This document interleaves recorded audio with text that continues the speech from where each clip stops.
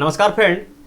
आज हम लोग देखेंगे कि जब कोई दुकानदार कुछ वस्तु को बेचता है और उसे लाभ या हानि क्रय मूल्य के बराबर हो जाता है तो इस टाइप के सवाल को सोल्व करने का सबसे बेस्ट मेथड क्या है, आज हम लोग उसी पर चर्चा करेंगे।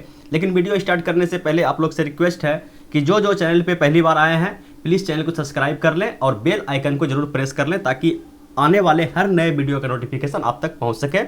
तो चलिए देखते हैं आज का पहला क्वेश्चन क्या है। पहला क्वेश्चन क्या है, 20 आम को बेचने पर एक दुकानदार को 5 आम के क्रय मूल्य के बराबर लाभ होता है। ठीक है, क्रय मूल्य के बराबर लाभ होता है तो उसका लाभ परसेंट बताना है। चलिए समझते हैं इस सवाल को। देखिए 20 आम बेचने के लिए उस व्यक्ति के पास, उस दुकानदार के पास 20 आम होना चाहिए। 20 आम खरीदा होगा या 20 आम उसके पास होगा, ठीक है, तभी तो वह 20 आम बेचा। तो बोलिए हाँ।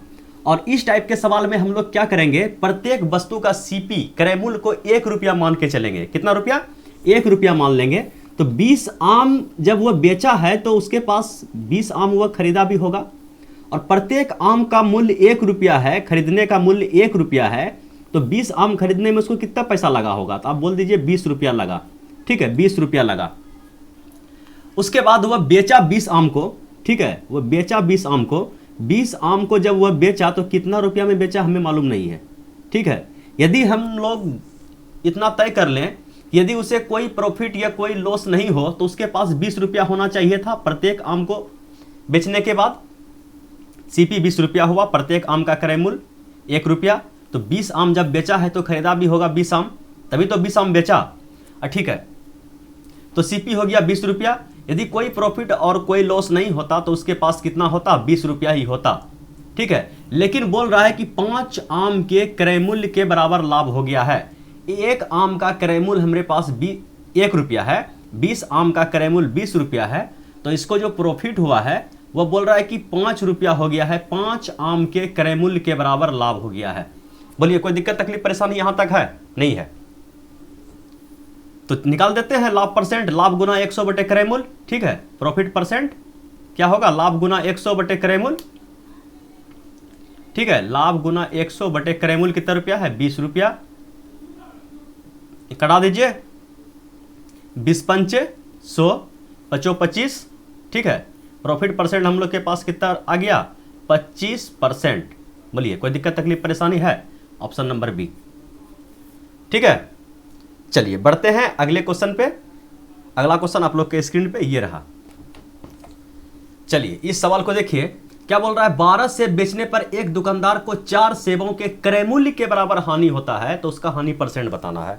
तो ठीक है, पहले सवाल में हम लोग देख लिए हैं कि सीपी कितना होगा और एसपी कितना होगा और प्रॉफिट नहीं, इसमें लॉस हो रहा है तो लॉस कितना होगा।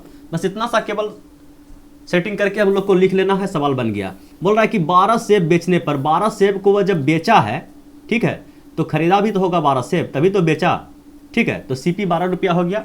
यदि कोई प्रॉफिट कोई लॉस नहीं होता तो उसके पास 12 रुपया कम से कम होना चाहिए। ठीक है, एक सेब का क्रय मूल्य 1 रुपया, तो 12 सेब का क्रय मूल्य 12 रुपया।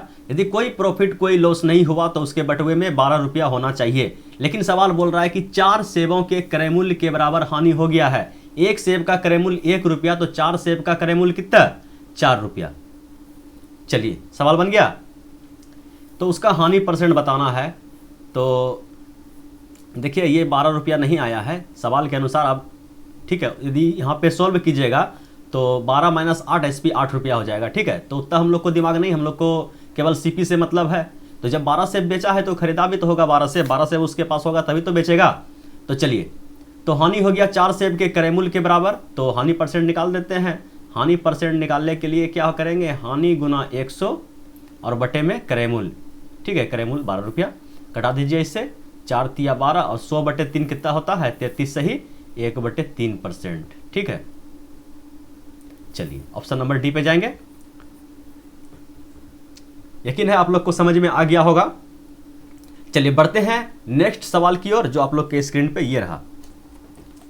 चलिए इस सवाल को देखिए, एक थोक विक्रेता एक खुदरा विक्रेता को 27 कलमों के मूल्य पर 30 कलमें देता है। यदि खुदरा विक्रेता उसे क्रय मूल्य पर ही बेच देता है तो उसे कितने परसेंट का लाभ होगा? ठीक है, सवाल मस्त है। ये सवाल सोल्व कर लेने के बाद क्या होगा, आप लोग का दिमाग का एक्सरसाइज हो जाएगा। तो चलिए हम सोल्व करते हैं इसको। प्रत्येक वस्तु का क्रय मूल्य कितना रुपया हम लोग मान के चलते हैं, 1 रुपया। तो क्या क्या किस किस चीज़ का जरूरत पड़ता है हम लोग के पास, तो सीपी का और एसपी का, प्रॉफिट या लॉस का। तो प्रॉफिट हो रहा है तो प्रॉफिट का जरूरत है हम लोग को। तो देखिए 27 कलमों के मूल्य पर 30 कलम देता है, तो दुकानदार प्रत्येक कलम का दाम 1 रुपया होगा क्रय मूल्य, ठीक है। 27 कलम वो खरीदा, कितना कलम खरीदा, 27 कलम खरीदा, तो सीपी 27 रुपया दिया होगा उसके पास। वह खुदरा विक्रेता, थोक विक्रेता को 27 रुपया दिया होगा। लेकिन नो प्रॉफिट नो लॉस होता तो उसके पास कितना रुपया आता, 27 रुपया आता। लेकिन वह क्या किया है कि 30 कलम दे दिया है उसको, ठीक है, 30 कलम दे दिया है। नो प्रॉफिट नो लॉस पे क्या होता, उसके पास 27 रुपया आना चाहिए, और प्रत्येक को क्या बोला है, वह क्रय मूल्य पर ही बेच देता है। जितना में खरीदा, तो एक 27 कलम 27 रुपया में खरीदा, तो एक कलम 1 रुपया में खरीदा, तो 27 रुपया उसके पास सेलिंग प्राइस होना चाहिए। लेकिन दुकानदार क्या किया है, 30 कलम दे दिया है, तो 3 कलम जो इसके पास एक्स्ट्रा आ गया, यही तो प्रॉफिट हो गया, ठीक है। ये 3 कलम जो उसके पास एक्स्ट्रा आ गया, उसको भी क्रय मूल्य पे बेचेगा, तो 3 रुपया इसके पास एक्स्ट्रा आएगा इसके पॉकेट में। तो बस जितना का जरूरत था हम लोग निकाल के तैयार हो गए। अब क्या पूछ रहा है, प्रॉफिट परसेंट। तो प्रॉफिट परसेंट बराबर क्या होगा, लाभ गुना 100 और बटे में क्रय मूल्य। क्रय मूल्य कितना है, तो 27 रुपया है, कटा दीजिए, 9 तिया 27, 11 नंबर 99, ठीक है, 11 सही 1/9% का प्रॉफिट हो गया, ठीक है। चलिए समझ में आ गया आप लोग को। और ये था आज का लास्ट क्वेश्चन। जाते जाते वीडियो को लाइक कर दीजिएगा और अपने दोस्तों में शेयर कर दीजिएगा। फिर मिलते हैं अगले वीडियो में नए ट्रिक, नए कॉन्सेप्ट और नए सवाल के साथ और नए अंदाज के भी साथ। तब तक के लिए बाय बाय।